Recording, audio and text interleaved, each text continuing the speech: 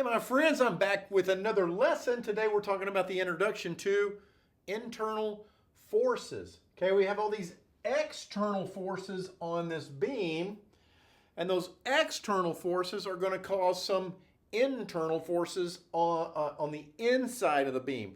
Now we have found these before, right? We have found tension in cables before. We found the forces inside of the members on trusses. And how did we do that? Well, we cut the cable, we found the tension. We cut through the members of interest on our truss, and we found out the tension or compression forces inside of the members of the truss. We're going to do the exact same thing here, okay? So internal forces, what are we talking about? What are those internal forces? There's three of them, okay? And it goes like this. M is equal to a bending moment, okay? M is a bending moment. So if I have a beam like this one, okay, I have this beam here. If I put a bending moment on there, if I put a torque or a twisting force, right, then that beam wants to bend, okay? And even if I put loads on this, those loads on the beam are making it want to bend, okay? So those bending moments that are going on inside of the beam is something that we need to find, okay? That kind of a twisting force that's causing the beam to bend. So that's denoted by an M for bending moment, okay? So the next one is an N, and that's for a normal force. Now we already know about normal forces. Whoops. CE, that's a C. Not a very good one. Okay, so the normal force. When we cut our beam, the normal force will be perpendicular to the cut end. I'll show you where that goes. It's nice and easy to remember. And then number 3 is V, okay? I need you to go to the kitchen and get me a pair of scissors, right? Or I messed it up. Go to the kitchen and get me a pair of shears, right? You'd come back with scissors. What's the international sign for scissors? Okay, V. V is for, that's silly, isn't it? Shear force. Okay, shear force. And that is that force that's trying to tear it apart this way. So normal force is a force that's trying to make it longer or shorter, right? It's pulling along the axis. It would be like pulling the lid off my marker, right?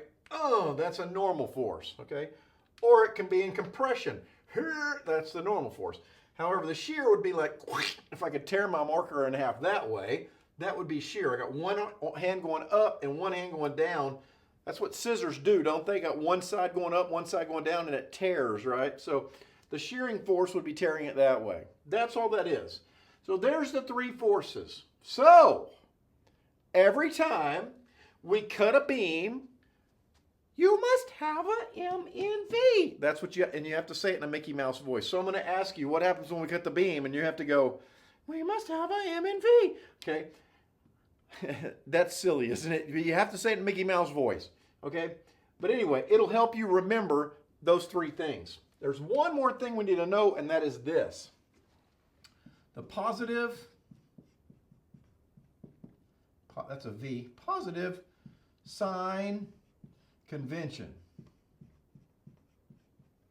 Okay, if you have online homework, it's going to be expecting you to put things in a positive sign convention. And here's how we do it. Let's say I have this beam, right? And I'm going to slice it in half. Then I would draw I could draw either side, but let's say I drew this side and I drew the other side. Okay? And that's where I cut the beam in half, right? Every time you cut the beam, you must have a M and V. Okay? So here we go. I'm going to show you how to do that. So N always goes away. Okay, so there's N on either one. Okay, so N always goes away from the cut. And all these deals, you can draw the left side or you can draw the right side. You're going to get the exact same thing for M, N, and V. It does not matter which one you choose. I say choose the easiest one. Okay, if that one doesn't have as much stuff on it, then choose that one. If this one's easier, choose that one. So you can choose either one, you get the same answers. V, the shear force, okay? It goes down over here and it goes up over here. This is V, that's V, okay? And this is it. Well, they're the same N, but this guy's N, that guy's N, right? Here's the silly saying of the day. How do you remember that the left side goes down? Well, if you got left at Walmart, how would you feel? You would feel down. So don't get left at Walmart. Okay, that's silly. All right. But hey, if it helps you remember, I'm all about it. And then the M's go up, okay? So there's M, and here's M. Okay? So if I draw the left side of the beam, this is the positive sign convention for the left side of the beam. If I draw the right side of the beam, that's the positive sign convention for that side of the beam. And essentially, what is it? It's just guessing the directions. I might get a negative for V, which means that V, instead of going down, really went up. That's okay. But this is how they want us to guess that using the positive sign convention. So if you see that, that's how you draw the positive sign convention. Okay, your N's go away, your M's always go up, and then V's the only one you got to remember because one goes down, one goes up. Which one is it?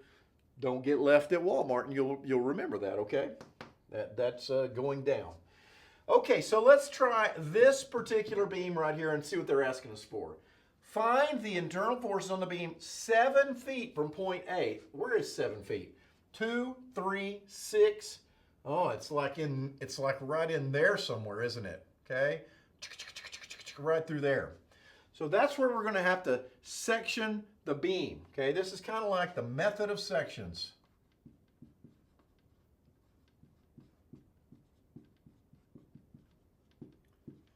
Remember, we did that when we did trusses, we sectioned them, which means section just means to cut, right? That's all it means. So what we're going to do is we're going to cut the beam in half right there. We're going to break it into 2 parts like that. We're going to draw the easiest side. We can draw either side. It doesn't matter. We'll draw both of them and see what we get. See if I'm right. See if it gets the same thing. Okay? So here I go. Step 1 for these problems, though, guess what it is? You got to do it. You got to do it. You know what it is. It's find global equilibrium. Okay? Find global equilibrium means find the reaction forces. These are the action forces. Find the reaction forces. Okay. So let's first off, let's convert that distributed load into a concentrated load. It's 50 pounds per feet over 3 feet, so that is 150 pounds. Okay, I'm going to turn that into 150 pounds. Okay, and then what do you want to do? Take the moment at A? I think so. Sum the moments at A equals 0 equals negative 100 times 2, negative 150 times, where does that guy live? 2, 3, and then 1.5, 4.5, and then what else is left? Ooh, a burrito force, which is negative, so minus 200. And then, of course, over here we have, here's BY, here's AY.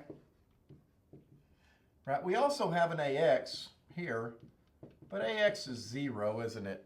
Okay, and so BY rotates me positive. So plus BY times how far away? 2, 3, 6, 8, 9.5. Okay, so let's see what we get for BY here. Let's see if our calculator will help us here. We got 200 plus 200 more. Whoa, that's not right. That's 400, isn't it? Plus 150 times 4.5, not 5.4, 4.5 equals, and then divided by 9.5. 113.2. So BY is equal to 113.2 pounds. Okay, we got you, BY. This guy, 113.2 pounds. And the up stuff has to equal the down stuff. So what are we having going down? 250. So minus 250 means that AY has to be 136.8 pounds. Okay? So we got our global equilibrium. There's AY, there's BY. Okay? So that's step one.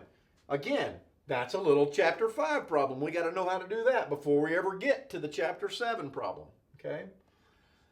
So let's find out what's going on inside the beam at that point right there. So I'm going to draw a free body diagram of both sides. So here comes one of them. Okay? This is the left side, this side over here. Okay? Which is what? AY, which is 136.8. Okay? And then I got 100 right there. And I have all of the distributed load, don't I?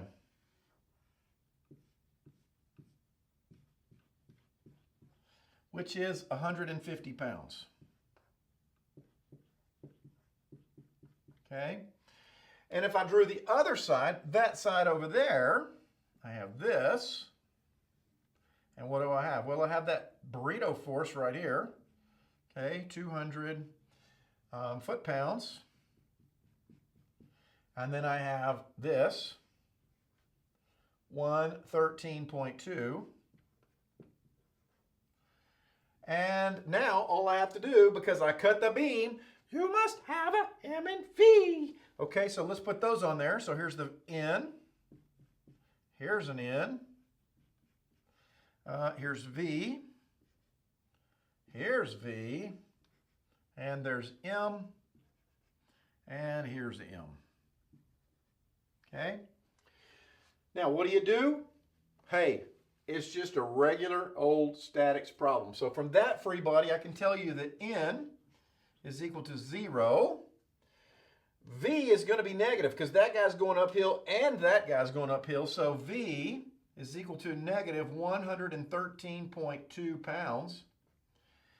And then the last thing is, what is M? Okay, so let's take the moment. I'm going to call it C, about the cut, where we cut it, right? Equals 0.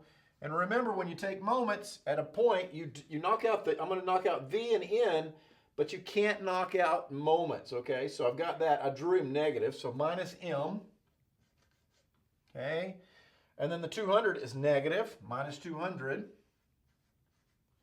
And then the 113 rotates me positive, so plus 113.2 times how far away?